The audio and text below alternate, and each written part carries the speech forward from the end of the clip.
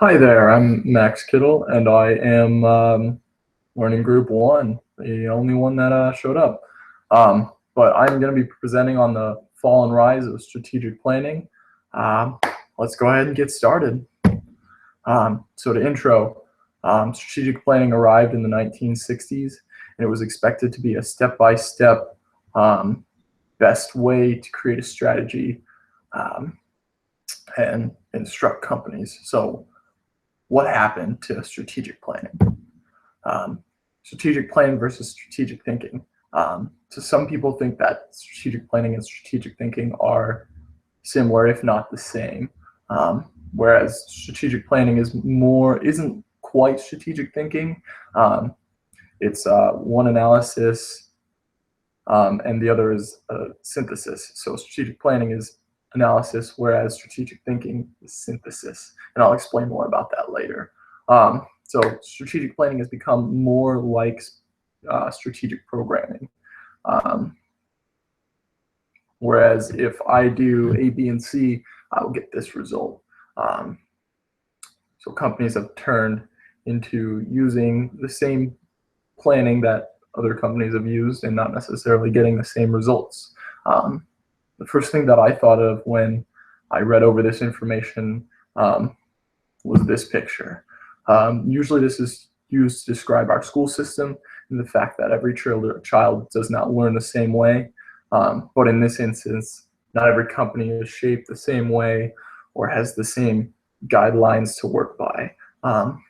Company A, which sells insurance to this demographic of people, is a lot different than company B, who sells insurance to a different demographic of people. So they can't necessarily follow the same plans to get the same results. So some differences. Strategic planning is about analysis.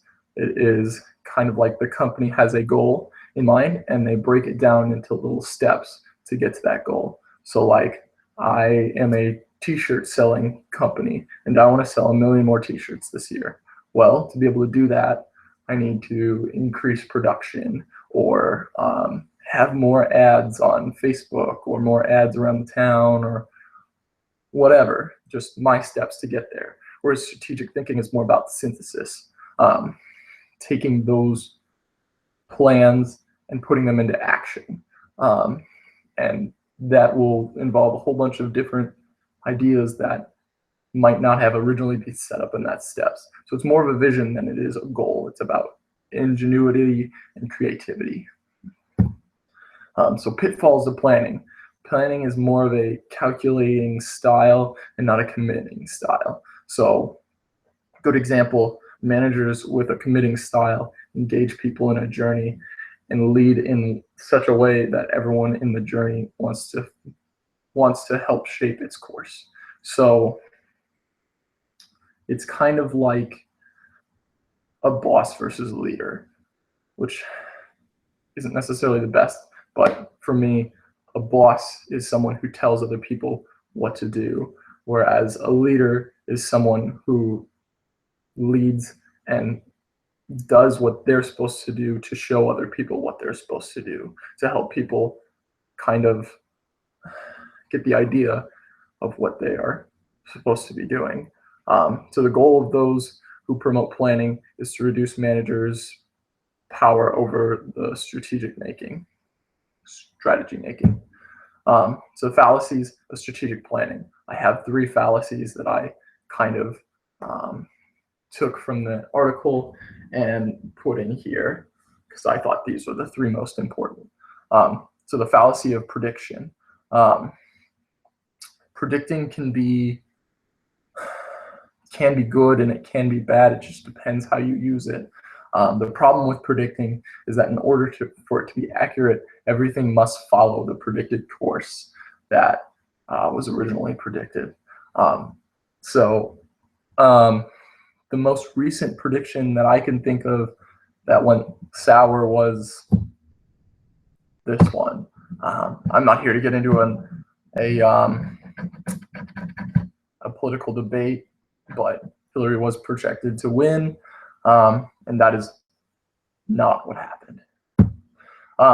So fallacies of strategic planning. The next one that I had was fallacies of detachment.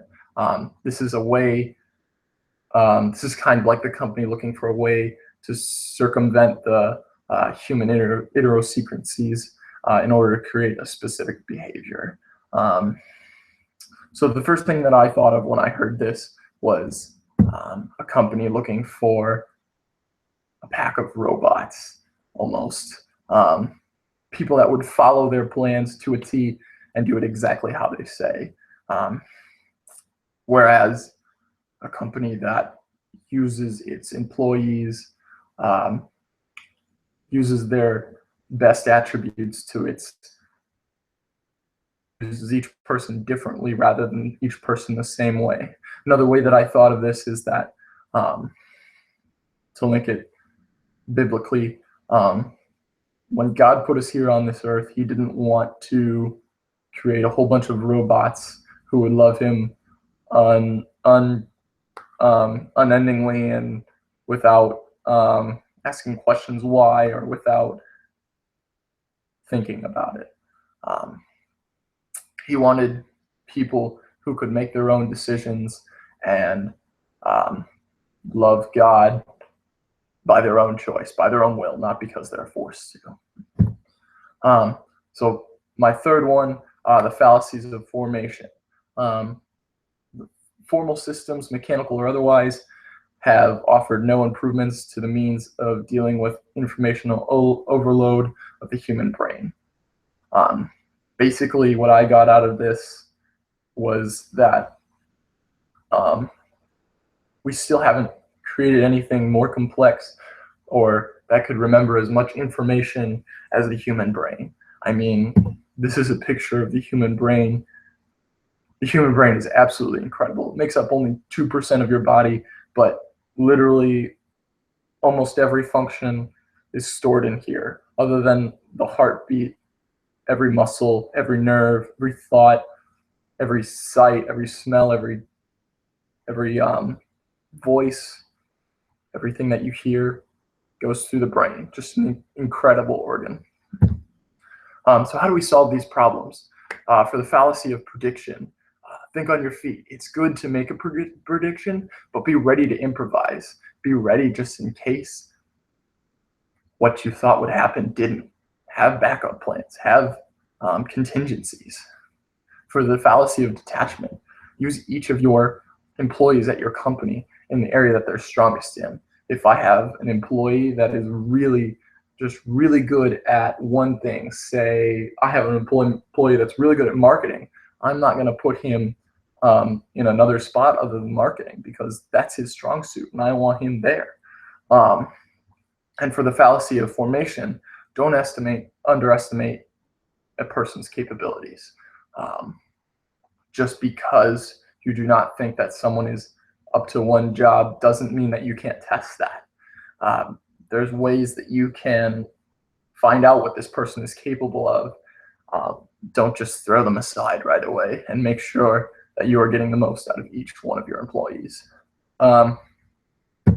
So I know that you guys are supposed to post to this forum and ask me questions or just respond in some way. So I will be kind of guiding that forum.